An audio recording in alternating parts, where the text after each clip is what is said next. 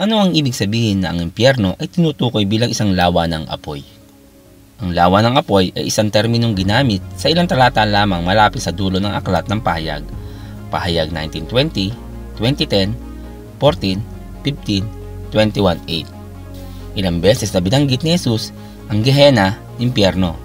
Mateo 10:28, Marcos 9:43, Lucas 12:5. Gayon din ang kadiliman. Mateo 8:12, 22:13. Ang lahat ng ito ay tila iba't ibang mga pagbanggit sa parehong bagay. Ang impyerno, ang lawa ng apoy, at ang panlabas na kadiliman ay mga terminong naglalarawan sa huling hantungan ng mga tumatanggi kay Kristo. Ito ay isang estado ng ganap na pagkahiwalay sa Diyos, walang katapusan at hindi matatakasan. Ayon sa Biblia, ang lawa ng apoy ay ang ikalawang kamatayan. Ito ang pinakahuling bunga ng kasalanan, naganap na hiwalay sa Diyos. Ang lawa ng apoy ay magiging isang lugar ng walang hanggang pagdurusa at paghihirap.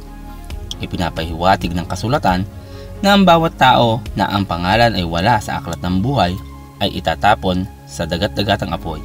Ang lawa ng apoy ay magiging kapalaran din ng halimaw at huwad na propeta mula sa huling panahon.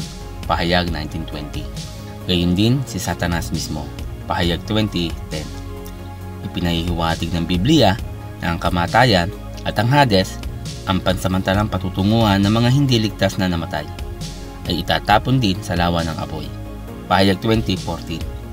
Kahit na ang impyerno ay inilarawan gamit ang terminolohiya tulad ng apoy at ningas, ito ay hindi sinadya upang isipin bilang isang pisikal na lugar lamang. Ang impyerno ay inilarawan bilang isang lugar ng pahirap na una ay nilayon para sa mga espiritual na nilalang. Mateo 25:41.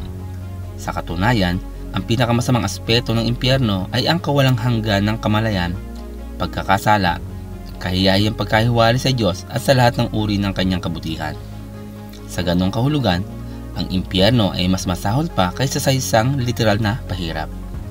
Sa madaling salita, sinasabi sa atin ng Biblia kung ano ang tulad ng impyerno, gamit ang mga simbolo gaya ng lawa ng apoy. Ngunit hindi masyado sinasabi sa atin ng kasulatan ang tungkol sa kung ano ang impyerno sa direktang mga termino. Ang apoy ay kadalasang ginagamit bilang simbolo ng paghatol ng Diyos. Ang simbolismo ay nagmula sa totoong buhay na mga halimbawa na paggamit ng Diyos ng apoy upang parusahan ang masasama. Ang pagbagsak ng Sodoma at Gomora, Genesis 19:24, halimbawa, at ang pagkawasak ng mga kaaway ni Elias, Ikalawang Hari 1:12. Madalas na inilarawan ng mga propeta ang Diyos na may agos ng apoy na nagbumula sa kanyang trono, isang simbolo ng kanyang banal na kaparusahan sa kasalanan. Daniel 7:10, Isaiah 30:33.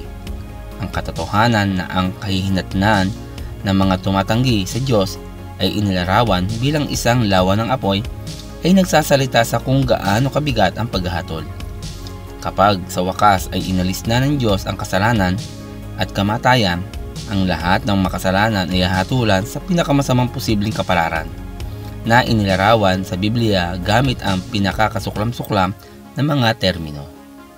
Salamat po sa inyong panonood, at kung kayo po ay napagpala ng bidyong ito, huwag po kayo mahiya na ito ibahagi po sa inyong mga kaibigan, kamag-anak.